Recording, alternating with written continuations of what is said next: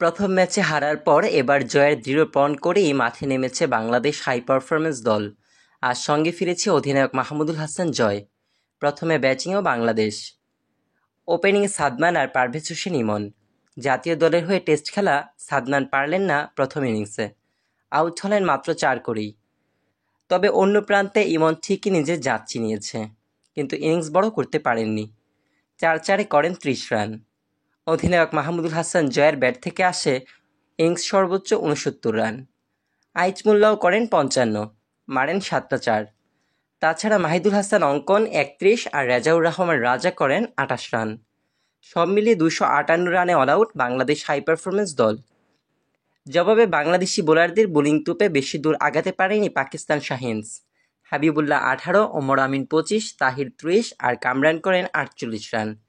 আর এরকম ছোট ছোট ইনিংসে সবকটি উইকেট হারিয়ে পাকিস্তানের সংগ্রহ মাত্র 179 রান। বাংলাদেশের হয়ে রিপন নেন 4টা, রাজা 3টা আর হাসান মুরাদ 2টা উইকেট। তারপর লিড নিয়ে দ্বিতীয় ইনিংস শুরু করে বাংলাদেশ। এবার ওপেনিংয়ে সাদমানের জায়গায় এলেন অধিনায়ক মাহমুদুল হাসান জয়। খেললেন 69 রানের আরেকটা দুর্দান্ত ইনিংস। অমিত হাসানের ব্যাট থেকে এলো দরকারের মুহূর্তে 25 রান। আইচমুল্লাও করেন 58। আর আগের ম্যাচে অধিনায়কত্ব করা শাহাদাতের ব্যাট থেকে আসে দরকারি 33 রান। আর এতেই বাংলাদেশ অল আউট হয় 216 রানে। পাকিস্তানের টার্গেট 296। ব্যাটিংয়ে এলেন দুই ওপেনার হাসিবুল্লাহ আর ফারহান, দুজনই তুলে নিলেন 50। কিন্তু এরপর থেকে নিয়মিত বিরতিতে উইকেট হারাতে থাকে পাকিস্তান শাহিনস।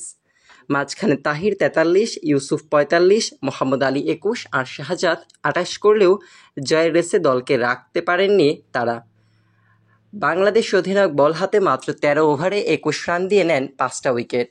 রেজাউর রহমান রাজা নেন 3টা আর হাসান মুরাদ নেন 2টা উইকেট। আর এতেই নাটকীয় ম্যাচে বাংলাদেশের জয় 5 রানে।